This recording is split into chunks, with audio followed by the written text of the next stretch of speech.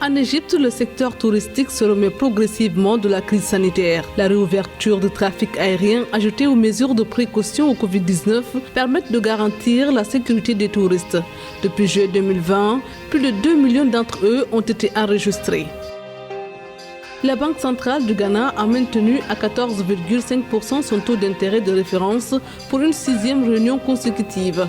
L'inflation du Ghana a dépassé la fourchette cible de la Banque centrale de 6% à 10% pendant la majeure partie de l'année 2020.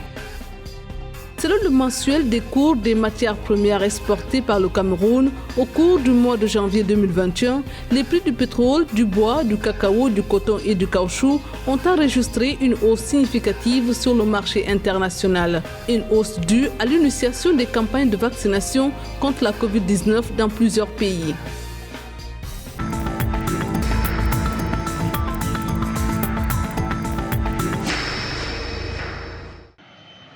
En Égypte, le trafic aérien dans tous les aéroports a repris depuis le 1er juillet 2020. Et depuis cette date, le pays des pharaons a accueilli plus de 2 millions de touristes d'une vingtaine de pays internationaux. C'est ce qu'a déclaré le ministre égyptien du Tourisme et des Antiquités, Khaled Al-Anani. Il s'agirait même d'une hausse malgré le Covid-19.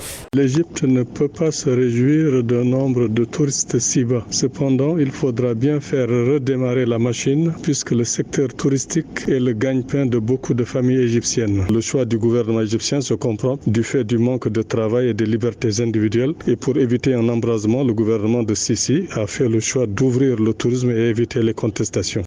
Selon les autorités égyptiennes, les touristes ont regagné leur pays sains et saufs pour la majorité. Les taux d'infection s'avèrent jusque-là très faibles. Sur toutes les installations touristiques, hôtels, musées, sites archéologiques, plusieurs mesures sont en vigueur et doivent continuer à être respectées.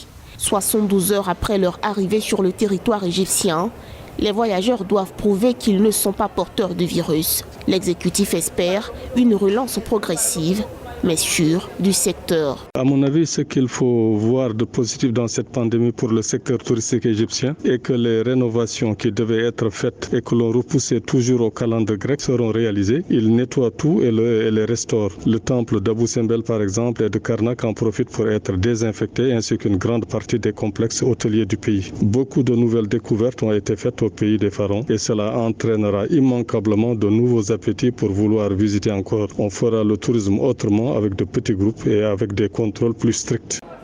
En attendant de contenir complètement le Covid-19, l'Égypte a opté pour d'autres alternatives permettant d'assurer la viabilité de l'activité touristique. Par exemple, un programme fascinant de visites virtuelles de ces sites historiques, en vidéo ou même en réalité virtuelle, a été lancé. Le tourisme représente près de 12% du produit intérieur brut du pays.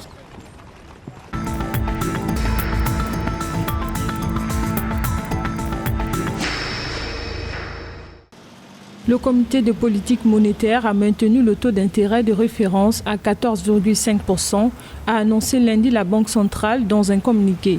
Il faut souligner que tout au long de l'année 2020, l'inflation du Ghana a dépassé la fourchette cible de la Banque centrale de 6% à 10%. En réaction au ralentissement économique entraîné par la pandémie de la Covid-19, la Banque du Ghana avait réduit son taux directeur à 14,5% lors du comité politique monétaire de mars 2020. Avant la baisse de mars, le taux directeur était fixé à 16% depuis janvier 2019 afin de lutter contre la forte inflation. Le gouverneur estime que le déficit budgétaire devrait passer les 5% du produit intérieur brut d'ici 2024.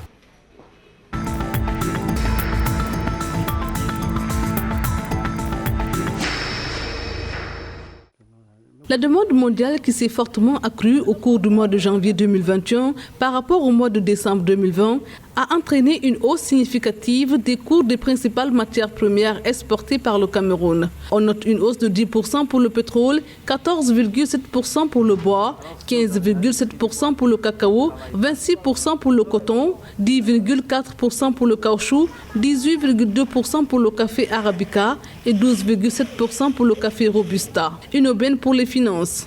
Si cette tendance se poursuit, le Cameroun pourrait donc engranger des revenus du secteur pétrolier supérieurs à ses prévisions de 418 milliards de francs CFA.